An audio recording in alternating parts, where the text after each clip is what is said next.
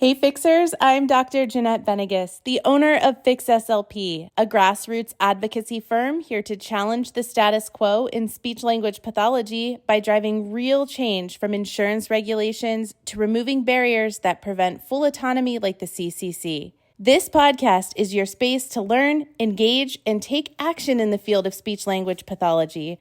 We don't wait for change, we make it, so let's fix SLP.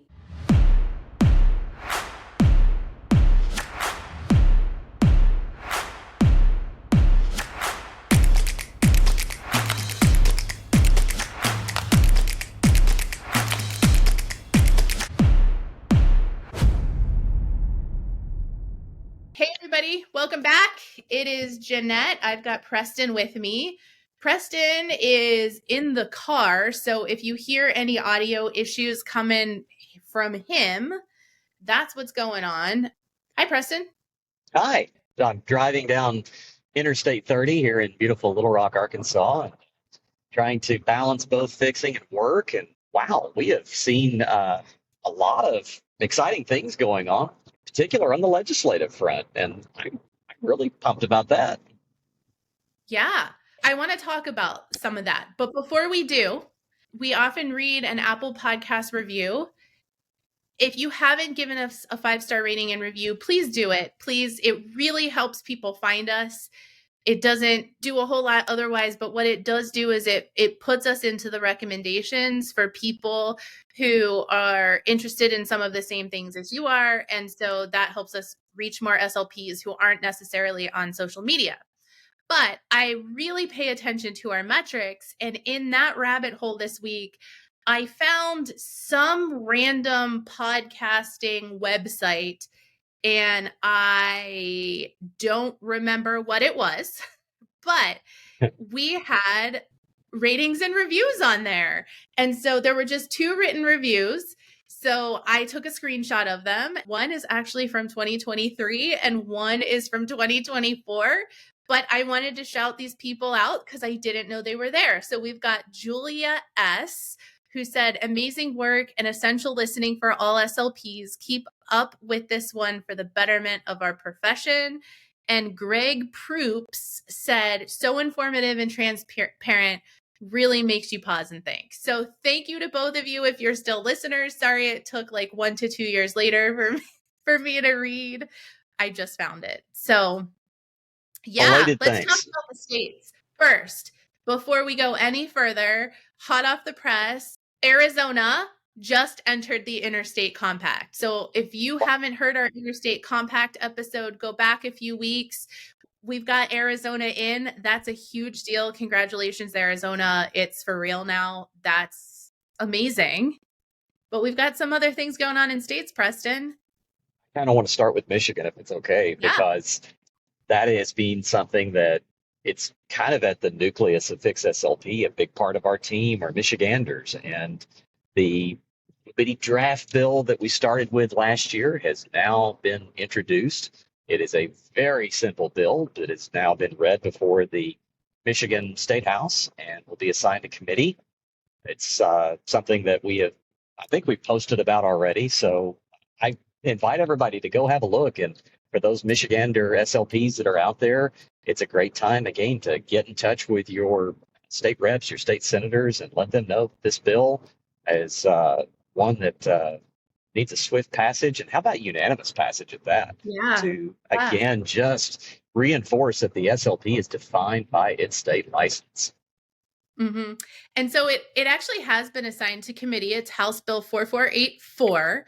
It's been assigned to committee. We are hopeful that it goes through the House pretty quickly because it is it's being co-sponsored. We had no idea that was going to happen. And I think that is a result of the work that Michigan SLPs have already done, where they've written to their senators or their House representatives. So it was introduced in the House with one person, Senator Fox, I believe. I hope I didn't mess that up. No, it's Representative Fox, but yes, you do have it right.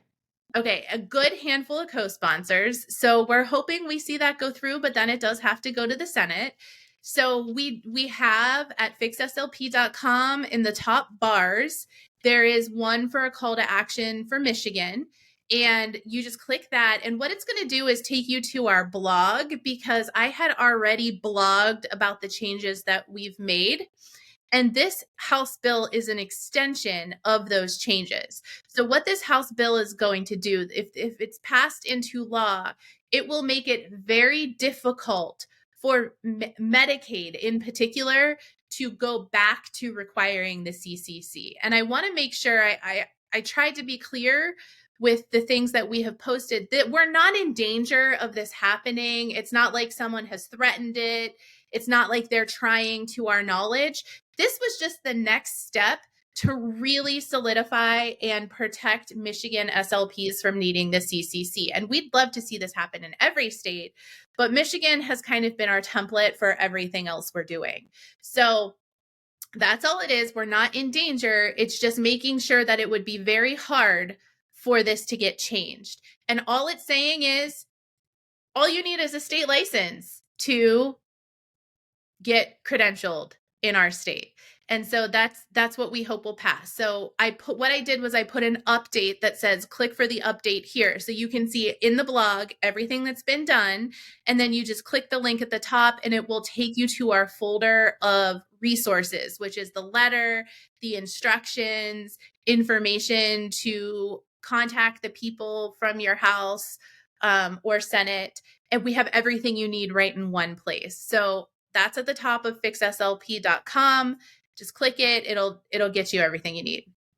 It really has been the culmination. Like this is almost like the love child of our current team. So, you and I met very early on. We had some phone conversations. I sort of connected you with some girls in Michigan who were trying to do something for a long time. I didn't even know what they were doing. Then I kind of like pushed my way in because it was sort of Fix SLP adjacent. And now we have Michaela and Alexa on the team. You're on the team. It was just the four of us started working together and worked together well. And here we are. So this, it really is. And I think they started having conversations in like February of 2024, February, March. So we're looking at like 14, 15 months of work to get to this point. And it's exciting to see. And it's exciting and to watch. We've often said this is the template, Jeanette.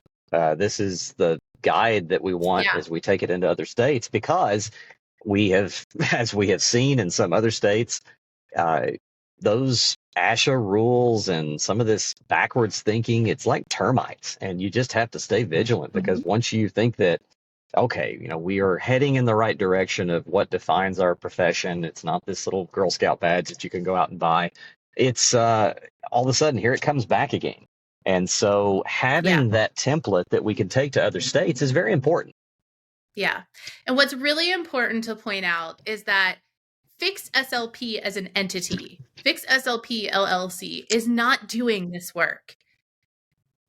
The work done in Michigan happened because Fix SLP inspired 3 clinicians who didn't know each other to start a conversation to talk about the problem with Medicaid in their state. And they got their hands dirty and they dug in and they started doing the work without us.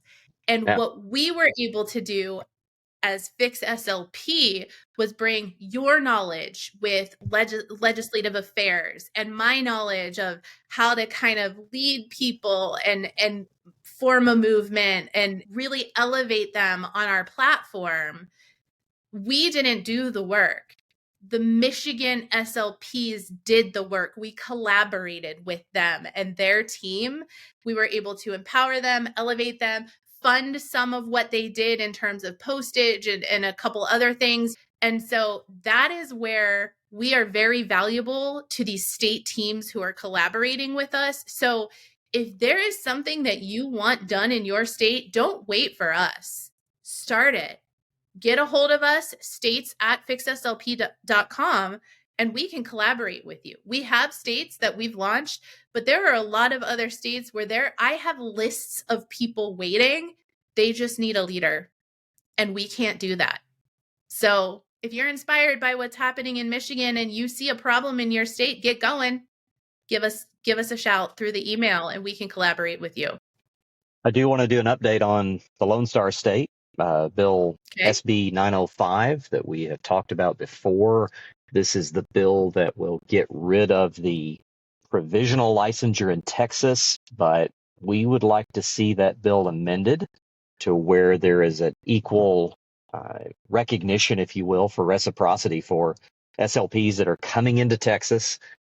Rather than just carrying a certificate of clinical competence, you can carry your state license in there, because as it stands right now, if you come into Texas and you try to get a full licensure there, should this bill pass, you will have to retake the praxis if you don't carry the CCC. And we recognize that as a incongruence. So we have a letter that's out there right now on the website to contact members of the Texas House Public Health Committee. The bill has not yet been assigned. I checked Legiscan this morning. There's still not an assignment date for that bill in committee, but we expect that it should be anytime in the next few weeks. So we're keeping an eye on that bill and to try to, again, maintain that recognition of our state license. Yeah. And then we have Virginia. Virginia self-proposed getting rid of the CCC in terms of the only option for initial requirements. It was passed. It was put into effect in February. You can go look at that legislation now. We have that linked up as well at fixslp.com, where it says it now has the or, which we ultimately would love to see go away. But hey, Virginia, first step here is you can have the CCC or all of the things that would have been required for the CCC. So yeah, a lot going on. A lot of state senates, House of Representatives, everybody's in session. Be paying attention. If you see something, let us know. We'll work with you to see if it's something we should be putting out. We can help support you there. So today, to continue our conversation about pay, 1099, W-2, we have Elise Mitchell. Elise is the owner of the Therapist Support Network. So she's going to talk to us about some contracting things. Thanks for coming on, Elise. Thanks for having me.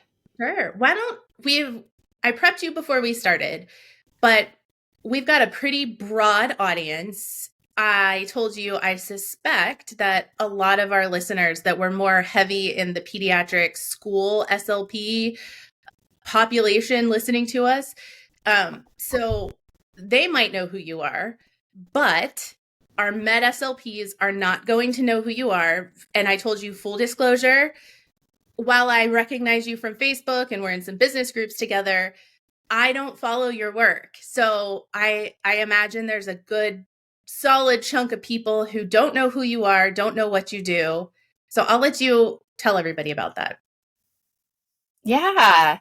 I'm Elise Mitchell. I am a speech therapist, and years ago, 2019, I founded the Therapist Support Network. It is a business where originally when I founded it, I focused on just teaching fellow providers how to directly contract with schools.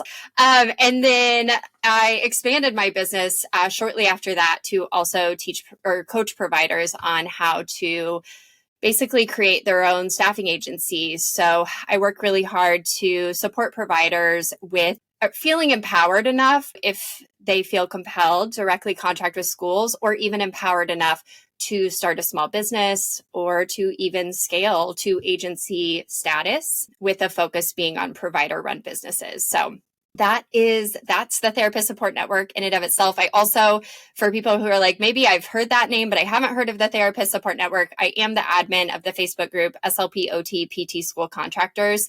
So a lot of people know me from there. And I also have a podcast, Beyond the Big Agencies, where I talk a lot about the importance of provider-run businesses. So that's also where people may have heard my name, but not have heard my business. And now I'm embarrassed because if I would have known you had a podcast, I would have binged it in preparation. So now I'm going to have to do some post binging. We'll make sure that's linked up as well. If people are interested, we'll put that in the show notes for everybody. I want to say for all of our med SLPs, don't zone out, because contracting directly is where it's at in terms of making money. And I think we have some different challenges in the med SLP space because we are largely held to the compensation rate of Medicare. But I have friends who are very successfully contracting with places. Really specifically, a friend of mine in North Carolina is in the middle of negotiating contracting with a hospital. I do PRN work at an acute care center. I love doing it because I do on call once a month and then sometimes fill in when he goes on vacation. But typically when I'm on call and I get called in, it's to go to the ICU. So I get to see, not that I want people to be sick, but I get to see really sick people, which, we're not seeing in home health when I was doing that. But the man that I work for is his own company. So he contracts with the hospital as the speech therapist. Everybody else is in-house at the hospital except for him. I'm just going to shout him out. Hey, Gary. Gary has this business where he just contracts straight with the hospital and cuts out the middleman. So I have a feeling anything that you are going to say will be generally applicable to everybody. Absolutely. Absolutely. Yeah. Yeah. So I'm going to read you a question. This was very timely. It came in 5 hours ago on Facebook. This was in response to last week's episode. So if you're listening in real time or you're catching this a year from now, just bump back a week. So this is episode 79. Bump back to episode 78 and listen to the episode with Meredith Harold. So this was on one of the video preview clips that we posted. And this SLP said, as an SLP, why is this unique to SLP compared to other professions? And what she's talking about is the move towards 1099 versus W-2. But then what she says is, also, if you're working for a school district, you are salary. You are never hourly. And we know that's not true, right? Yeah. All of that for people who don't quite get it? Yes. So first of all, there actually are hourly employee positions working with schools. There are every now and then, particularly in rural districts. So there are even employee positions that are hourly. But the shift to 1099 isn't unique to SLPs at all. But what is unique is how vulnerable our profession has become to this topic. The reason I say that is because we are a mandatory service at schools. So schools are required to have SLPs. But unfortunately, so many schools pay SLPs on a teacher pay scale. And you know who doesn't pay on a teacher pay scale? Other settings, hospitals, etc. And so therefore, it is profoundly difficult for schools to require in-house or to have in-house providers. So they have to turn to other avenues so many of the times because they can't incentivize SLPs to work in-house. And SLPs, I think, are one of the more talked about because in that situation, we are often the ones that have full-time roles as opposed to PTs and OTs in schools. Many of the time they have part-time roles. And so they just, in my experience, more easily gravitate to 1099, right?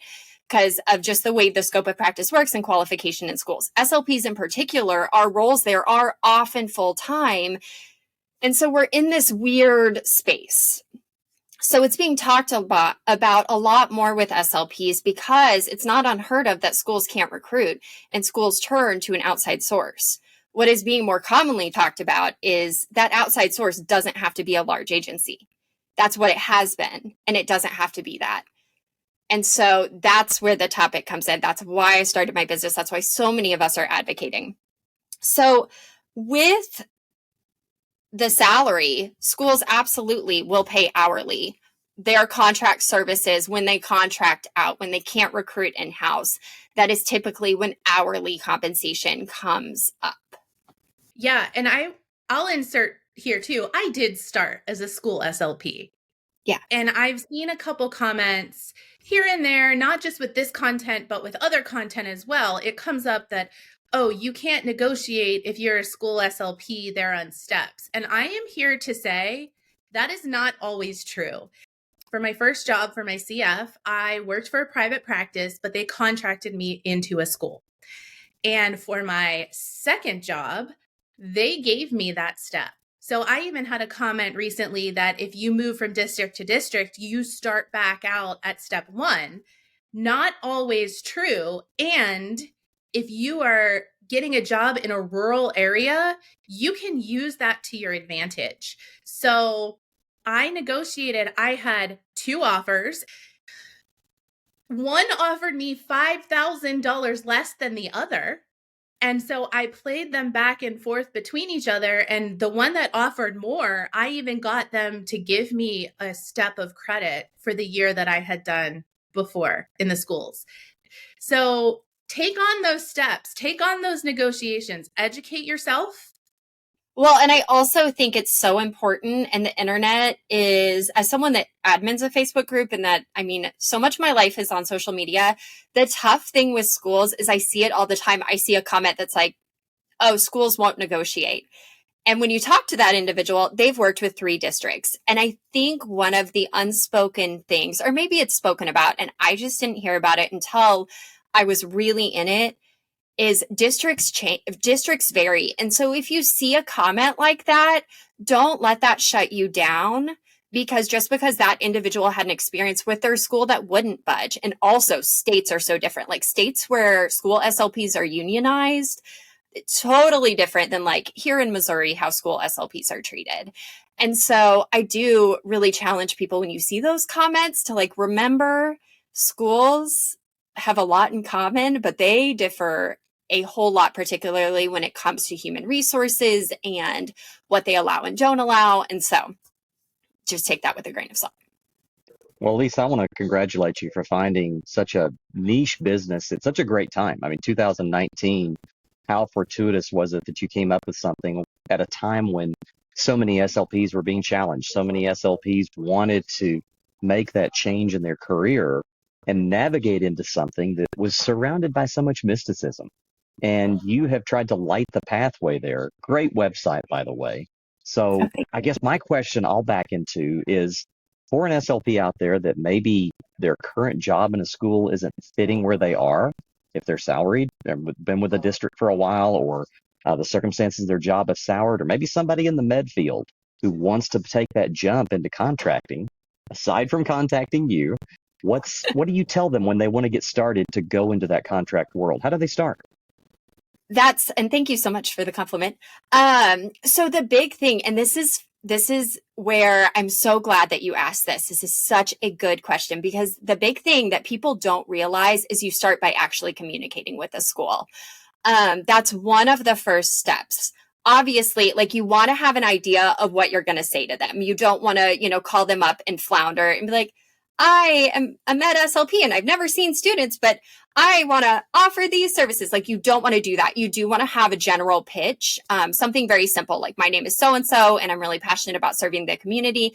I saw you guys had a vacancy. Are you having a hard time recruiting for that? Because I do contract and would love to support you. The reason why that's one of the first steps, outside of crafting like a basic pitch of your services, and obviously if you are going to form a business entity, you do want to have an idea of if that name can be used. But the reason why talking to schools is so near the top is because the school sales process is quite long and bureaucratic. I know that doesn't probably surprise anyone that schools complicate things. And so by putting yourself out there, you have time to set up a contract. You have time to set up a rate, because honestly, that first call is just hearing if they're open to it. You're going to do a completely separate thing where you actually tell them your rate, etc. And that might be a month from when you made that phone call. It might take 5 different phone calls to actually get a hold of the special education director or your state equivalent. And so one of the first steps, besides like organizing yourself so you don't sound like a newbie, is talking to schools, because it's a long process. And I get that misconception a lot where people are like, I started my website and did this and did that and invested so much money in coaching. And I'm like, okay, but have you talked to anyone? That's where it's a little bit different than like your standard private practice model. So who does an SLP first reach out to often? Is it going to be an HR? Is it going to be the special education director? Who's often that first point of contact? Another good question. So it is actually the special education director. I have found that reaching out to human resources tends to confuse the school. They think you want to be an employee, and then they feel like you did a bait and switch. And then we just lost trust. And trust is so essential when contracting as a business owner. So the most important person to reach out to is the special education director, or whatever your state calls them. Every state calls them something a little bit different. And just letting them know and making it very clear that you are a business owner and you support districts that have a difficult time recruiting by contracting. So I try to make it very, very clear in the beginning so nobody feels misled. We all know that I'm talking about 1099 services, and I'm not that magical unicorn that's going to fill that, W-2 role that they've had for 5 years. I'm going to ask you another question that is probably on everyone's mind. One of the first things is somebody's going to wonder when they pick up that phone and call that coordinator is if the coordinator says, well, yeah, we could use some contracting help. How much do you charge? Do you have that money conversation right at the top, or do you have a kind of a nice way to Jedi mind trick that thing in there to where it's a longer conversation? So my number one is when you make that call, your call to action should be, when's a good time to sit down and discuss? That's the goal. That is like the number one goal, because most of the time when we do get a hold of them finally, or when we get like what I call a gatekeeper, which is their admin, and their whole goal is to keep that sped director from hearing from the massive amount of staffing agencies out there. And so you got to kind of work your way in. The call to action first, I try to make it like, when is a good time that we can sit down and discuss further? And my hope is then I have some time to craft rate, because it's almost like going to the car lot and like you just randomly are looking at that minivan. That's the life I lead. If someone comes out and they're like, it's $40,000, it's probably not. It's probably way more expensive. I don't know. But, it's almost like, whoa, I wasn't ready. With that said, I have had the occasions where the minute I call, particularly in the northern states where communication is a bit more direct, when I have called and they've been like, what do you charge? So I do recommend having that rate on standby. And if you guys are comfortable, just because I get a little into the numbers and give the formula, I do have a podcast episode where I give the formula if people are comfortable with that. It's like a 20-minute thing. We will link it all up. Okay. Send it to me. We'll get it in the show notes too. I'll jump in though as you're talking.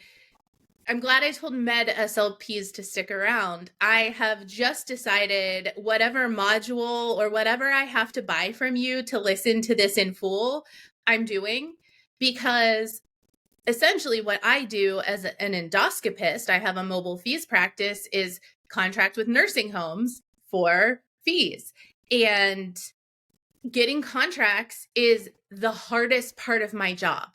If I could double the amount of contracts I had right now, which isn't very many, but it's enough to keep myself afloat since I've left academia, but I am having a hell of a time getting more contracts. And so everything that you're saying is applicable to what I do. And so if I could even pick up like 2 extra nuggets of advice, I will thank you forever. So you just gained a new customer. I don't have any interest in going to the schools, but I'm going to buy your stuff.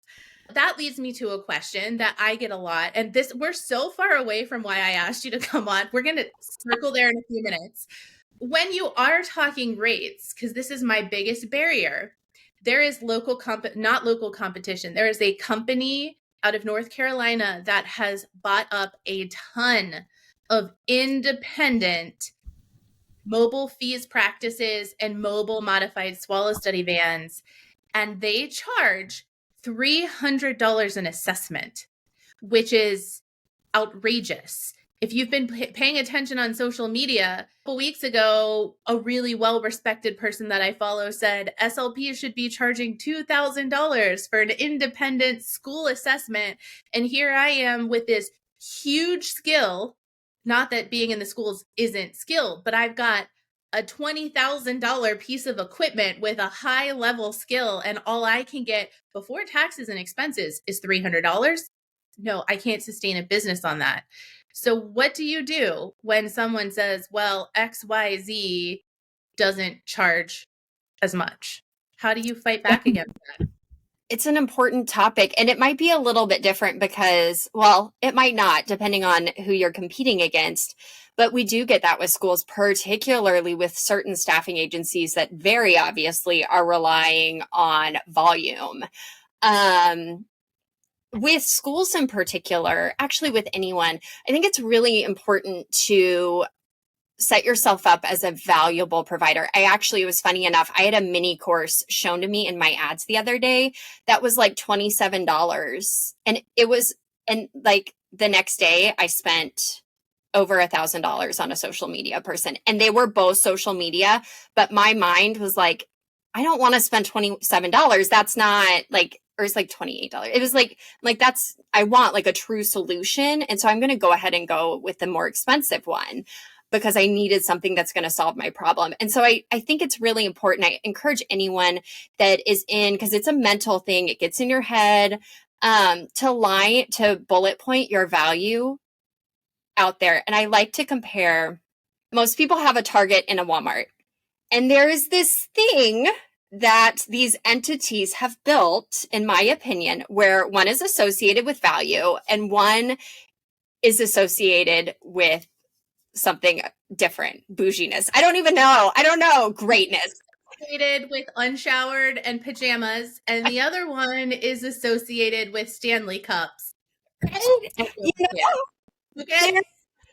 And once you see this in our world, you can't unsee it. And there is nothing that is safe from essentially being exposed to this. We have situations where we do pay more because of the value. And so I advocate for contractors to tap into that. And with schools in particular, those staffing agencies that are charging little, what do we know now? What do we know when they charge little? They pay little. What happens when you pay little? You lose stability. So leaning into your value and your mission, you value continuity of care. You value clinical knowledge and spending money on continually developing yourself. And so leaning into those values, and I am seeing schools lean into, because they've been a victim of it. They've been a victim of the structure that is, we charge nothing, so we pay nothing. So we have high turnover. We have providers that have been placed here that are from a different territory that's lower paying. So leaning in, one, to your value, and leaning into relationships. People will pay more for a quality relationship. People pay more for trust. And so I highly recommend it. I know I'm being really wordy. My call to action with this one is bullet point your value. And remember, there are a ton of people out there that shop at Target and Costco. I am one of them. I'm a proud Target mom, and I would be a Costco mom if we had one. And don't even think, I have not thought about getting a membership to drive 45 minutes to Canton, Ohio, or 45 minutes over the border to Cranberry, Pennsylvania to be a Costco mom. I'll do it. I haven't yet, but it probably will happen. I'm sick of Sam's Club. I know. And even when something is at both of them, I'm like, if I see it at Costco, there's like a psychological thing where I'm like, this is obviously trending. Target, the Bullseye's Playground or whatever for $1 to $5.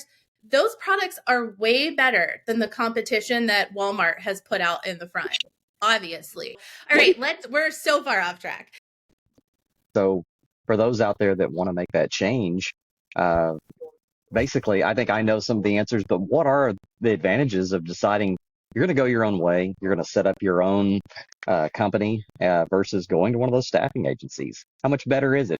Tell us about it. So choosing to go your own route, first and foremost, I'm going to answer in like choosing to go your own route. And then I'm going to give an alternative to someone that's like, I don't love how that feels. Because there's another option besides agency. So choosing to go your own route. First of all, let's talk about the pros. The biggest pro, in my opinion, is you get to keep 100% of the profit, except for what the IRS takes, which is a good amount, just so everyone knows. Taxes are still a thing, but outside of taxes and your business expenses, you do get to keep that profit. And you really going your own route and directly contracting with schools is out of the three paths, right? School employee, working for someone else, or starting your own. Starting your own is hands down the path where you have the most autonomy and most control. I even put it in contracts. This is what I do. This is it. You signed it. This is my scope. You can put caseload caps in there. You can put what you will do or won't do in there. Although I will say, just so everyone knows, I used to put like no bus duty in there. Schools that are paying contractors do not want you doing bus duty. So I could take that out because schools are like, we don't want you out there. You're not our salary staff. So first, you get to keep the profit. Second, you have the most autonomy. And third, I really like how it pairs with a private practice model because especially pediatric private practices where you have that dip when the school year starts, this can be kind of that other revenue stream that sustains your business throughout the year because there are small contracts. It actually really bodes well too with niche providers like our AAC people out there that are like, this is all I want to do. I actually have a company that I send schools to that just provides AAC because that's not my area of expertise. So it pairs really well with that. So it's such a great setup for someone. Also, if you're like me and you're like, I want to be a business owner, but I don't want to work in the summer. That was really big for me. I've always wanted my summers off. For those of you who follow me, I'm a hobby farmer. I have cows. I have kale. Like it's a whole thing. And so summer off is really important to me to accommodate my hobbies. And my children. I guess I should probably mention they're there too. So that is direct contracting. You get autonomy, you get to set your rate, you get 100% of the rate. And then of course you pay your taxes and business expenses after that. And it pairs well. It's a revenue stream. If you got some other things going on, it kind of pairs well beautifully with that. So I do want to talk about the con because that's really important to me to like set it straight with people because I don't think it's for everyone. The cons, first and foremost, in my opinion, I do find with healthcare in particular, I do have the benefit of being under my husband's insurance. And so I've never had to navigate that. It is something to navigate. And I recommend, and there are people who do it. And I have customers that I've coached that do it and do have their own insurance. But it's hard to, if you are someone like a single parent that needs that salary, that needs that reliability and that healthcare, I would take that into consideration before you make this leap and really look at it. And then the other con that I like to tell people is unless you have a great school connection, this doesn't fall into your lap. You do have to put yourself out there. You do have to sell. And if that's uncomfortable for you, I wouldn't recommend this route because even if you do have a great connection and you're with that school, if you want to expand and grow this revenue, you're going to have to sell at some point. Now, it's not as daunting as it seems. A lot of it's really relationship building once you do make that first call. The sped directors that I've sold to are some of my closest friends still to this day. You develop such a good relationship, but making that call, it's a whole psychological thing. And not everyone wants to do that and navigate that. So that's one of the cons. It's also not intuitive. I experienced that with my own business. I don't have the skill of exactly what you said, selling myself. And I also have, while it can be a benefit for Fix SLP, I think I have a touch of the neurodivergence where I'm very black and white and just say it like it is, and I don't sugarcoat shit. That's hard when you're in a professional environment trying to sell yourself and your business. I have trouble navigating that. I'm not afraid to say it because where did I learn how to do that? And with this ADHD, my brain is just not the same. So I think it makes it even like a touch harder. Doesn't mean it can't happen. I have contracts, but it's harder for me. And like I said, not intuitive. Yeah. I am going to have to learn. Every day is a learning experience. So yeah, you have to be prepared for that. I thought it would be way easier than it is. Yeah. Yeah. I get that. I get people that will email me and they're like, oh, I called one school. It didn't work out. I'm like, oh. When I managed a sales team, they had to make 30 calls a day. Now, that was in a large staffing agency space. That was a very large agency, but like that was the expectation. I think the goal was 5 full-time equivalent contracts a month. And so it's a lot of putting yourself out there, which again can be done. And I think schools are starting to crave hearing from providers and not these sales guys that work for the staffing agencies. I think it's so refreshing to have that. And so it can be done, but you got to put yourself out there. And if you are someone that's like, nope, I'm breaking out in hives listening to it, then, you could choose another path. So the next path I advocate for, if you were like, oh, those cons are too tough for me, is choosing to work for a provider run staffing agency. And they are out there. They are not as noisy. They are not paying for as many ads. They don't have the recruiters blowing you up. And so it can be hard to know that they're out there, but they are. And that's why I love what Informed Jobs is doing, because that's so beautiful. But those provider run agencies, where that's great for someone that's listening to this and you're like, I'm done with the schools. I don't want to work with schools anymore. I want to work with them, but not for them, right? Like I would love to be in this environment, have my summer off, but like get me out of this. But you're also listing the direct contract stuff and you're like, someone can take a portion of my money if it means I don't have to sell, If that's you, there is an option, and it's not necessarily working for these mega companies. There are more and more provider-based companies doing this, and they're doing it really, really well. And you're with a provider, and a lot of these large agencies are founded by investors or tech people, and they're not founded by someone that understands our field and has the same incentives and values that we do. My friend that I mentioned at the top of the episode, who's working on contracting into a hospital, does this. She has a mobile fees practice, but to expand her income, she is contracting into schools and she's hiring people. And I'm such a fan of her because she pours into her people. And I know it more from the Med SLP space, where she has reached out to me and said, my new hire is lacking this. What CEUs are out there that you know of that would be good for me to purchase to give to her? So, she's investing in these people. And I imagine that's happening in the school space as well, that you have someone supporting you directly. And then the perks of getting the materials, workload, caseload caps, those types of things that you're not going to experience if you're working directly for the school, right? Yes, exactly. I have a question, and I don't know if you're feeling this yet, Elise, in the field that you're in and some of the people you're advising, but recently read an article in the Wall Street Journal about the money crunch that school districts are feeling right now because of the COVID funds have been cut off. So some schools are finding that in some cases they are overstaffed, maybe not with SLPs, but in some areas they are. So there is a money crunch that's starting to happen in our school districts. Is this starting to come up with some of your clients where they're feeling that in some of their job searches?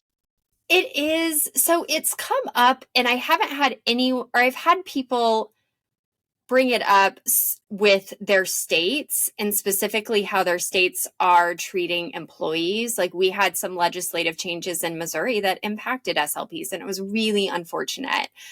That's where I've heard about it. I think in general, I've heard about the uncertainty. And one thing that I've seen and that I'm watching is oftentimes when school budgets are impacted, the employees are impacted, and they do tend to turn towards a contract model because they are able to then not pay for benefits, blah, blah, blah, blah, blah. And I don't know if that's what's happened, because we have seen more and more schools are turning to contract models, and I can't tell if that's because of a shortage or because of funding or what exactly is happening. But I do think it's going to continue to be a topic, particularly in some states where funding is prioritized differently. Perhaps all the more reason a contract model might be the most nimble option right now for districts that are facing budget shortfalls.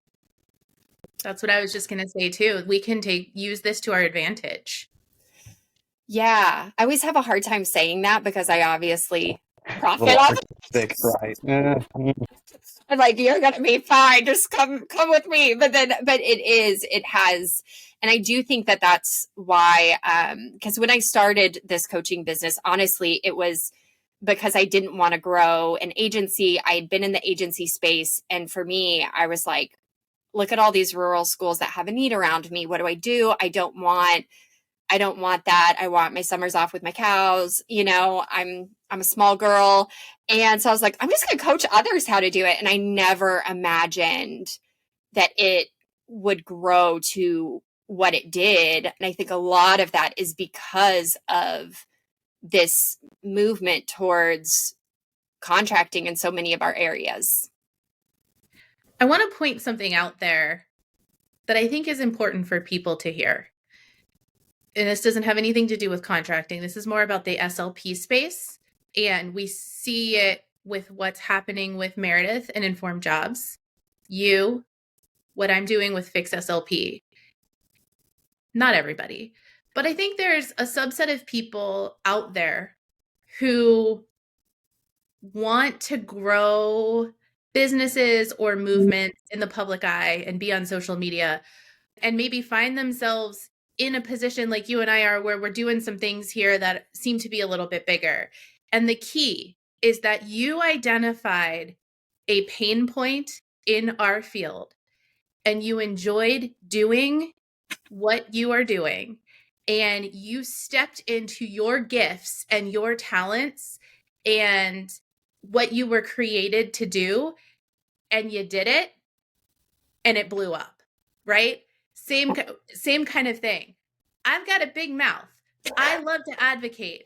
I don't like injustice. When I figured out Fix SLP and started posting and started this podcast, it was never to be doing what we're doing now. But I found a pain point and I stepped into my talents and I started educating people and working with other clinicians. And now look where we are. And so people who are listening, what is the pain point in speech language pathology and how can you make a difference? And when you do those things, you're going to help our field change for the better. You're going to help us grow. You're going to help other clinicians who are looking for the solution to the pain point that you have the answer to, and you need to not be afraid. You have to just do it. And so when you just did it, Elise, did you quit your job? Were you all in, or were you doing both for a while? No, so I was doing both. I had left my roles because I was with a staffing agency, a large one, and I reported directly to investors. And I left that role. And when I left that role, I was under a series of pretty strict non-compete, non-disclosure stuff. And so I had to be very careful, but I was able to do kind of executive coaching with other investor-run staffing agencies. And so I left that role actually thinking I was completely done with school staffing. And I was like, this is the worst space ever. I can't afford to be a school SLP. So I meandered. And then it just kind of stumbled in my lap where I could directly contract with a school. And when that happened, and like I said, there was just so many rural schools that needed me. And I was like, what do I do? What do I do? That's when it kind of hit me that I was like, oh, no. I am not done with schools. I am done with investors. They can all go away. It's just consistent. And so once that dawned on me, I was like, I'm going to teach SLPs to do exactly what I'm doing. And I kept contracting. I also professionally meandered. I did some weird things. I did sales for like a fellow influencer. I went wild. There were years where Elise was wild. I just like did all these random things, but I kept my contracting, and then I started this just to like train a few Missouri SLPs on how to do it themselves. And so to get to your question, I kept both. I never saw it becoming what it was. And honestly, there are still times I'm super uncomfortable with what it's become. As much as it may not seem like it on my Instagram, I absolutely hate being on social media. I hate people knowing my name. I just want to be with my cows. But there are so many students out there, and goodness, like so many wonderful SLPs and OTs and PT, everyone out there that can do such good in this world. And so, yeah, I didn't anticipate it, and I kept my contracting because that was really what I wanted until this grew so much and it felt like if I didn't do it, nobody was going to do it. And so that I was like, all right, we're doing this. I'm going to get in front of the camera and make some reels. Yeah. And that's important for people to hear too, that if you're starting, and I don't know what you coach, but if you're starting a contracting business or you're starting a side job, if you're trying to put things out on social media, this stuff doesn't pay right away, right? I started because this is how crazy I am. I started my aerosolizing procedure business in the middle of COVID. 2020 was when I started my business. I did not get my first contract for an entire year. So for an entire year, I was sitting on my equipment and my skill and had no business and I knew that. I wasn't dumb, but I wanted to keep moving forward. And I unfortunately and I say unfortunately because my dad dying was what sort of funded my business. But I had the means, very luckily or unfortunately, to kind of sit on a business for a year without a loan on a scope. That wouldn't have been the case had I had to take a loan. But I worked as a full-time professor. I worked, and Fix SLP, we're still not making money. I shared that with you earlier that we're making some money through affiliate codes right now, but it's not a lot. And some of us just made $100 for the first time. And so I still worked as a full-time professor until I was able to grow my scope business enough that everything kind of lined up and I was able to leave my job. So know that you're navigating that too. It's a lot of late nights probably. If you're trying to grow a contracting business like you're talking about, late nights, early mornings, hopefully not a lot of tears, but maybe it's you have to get gritty. Mm-hmm. Yeah, especially when you independently contract, there's not as much that, like when you're the person that's like, oh, I'm just serving the school. I mean, you have the school stuff where it's like late night progress note type thing, but an invoicing can be a beast. But if you are someone, I do get people that sign up for coaching calls with me or purchase some of my products and like, I just want to be a CEO, which I'm like, good for you. I love it. But you do have to hire and have so many contracts before the percentage of what you get after you pay your provider is enough to sustain your income. And I see that a lot with my customers. They're like, I'm done with speech therapy. And I'm like, I get it. I respect it. It can be hard. But you have to, I mean, for most of us, if we want to gross over 6 figures, usually that's 4 full-time equivalent contracts if you're staffing them with someone else, if you're going to pay well enough to keep providers around. And so there's that too, that if you're going to build a staffing agency, there is a good amount of time in there that you're also serving students until you or you have a business loan if you do want to go that route. But it takes a good amount of contracts to kind of get to that level where you can step away. With that said, you can absolutely get there. So that is where that comes in, just kind of those realistic expectations that it takes time when you're wanting to build a larger business. So, Elise, we're talking about money, we're talking about 1099s, W-2s, profit. The thing that our audience cares the most about is their money. And I know that because those are our posts that go viral. When we talk about SLPs, profits, and income, those are the topics that people are paying attention to. And I think we all know this. We don't really need to say it out loud, but I think it would be good to talk about just a little bit. we've got these investor-backed staffing models. We have these large contracting agencies. And what they really do is prioritize the profit for everyone except the SLP. And then how do we make more money? How do we get a raise? The joke is, but it's not a joke. The only way to get a raise in this field is to change jobs. So can you talk to us a little bit about that? How, with how those models are prioritizing profit for everyone but us, and then how we can obviously, we've talked about a little bit already, make more money contracting ourselves. It's a tough topic because I want to go ahead and say, like, this is not a personnel issue. And I say all of this with respect to providers that are inside that system. I never want to shame a provider for working with those agencies. We make the decisions we have to make for our families and our loved ones. But this is not a personnel issue. This is not about the providers that are in there. When I do talk negatively about staffing agencies, it is about their structural setup, which I think you hit on beautifully with your question. So it's important to just discuss this. I think investors appeared in the staffing agency space because investors are very heavy in what we call the ed tech space. So our SPED softwares, our billing softwares, investors kind of reign supreme. And the next thing you know, they're in the staffing space, which is very different than our ed tech. And what I can say with investors, their priority is profit, as you mentioned. Unfortunately, with schools, what is our priority as a provider? Outcomes. Our priority is get those kids off the caseload. Guess what's not profitable? Getting kids off caseloads.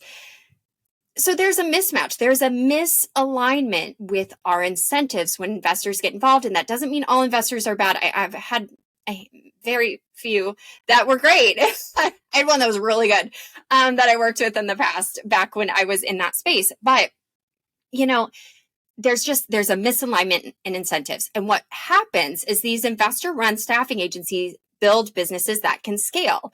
What involves scaling, right? Recruiters, building a tech software. We see that a lot in our virtual staffing agency space. Having really onboarding people really quick to where they can fill these contracts really quickly. So onboarding specialists, getting people in there. We don't actually know if we have a contract for them, but we got people. So when we do have a contract, they can start really quickly and we start making money quicker. And so all of these things cost money, right? And they take profit. And so when you look at the things needed to scale, who gets the short end of that? The provider.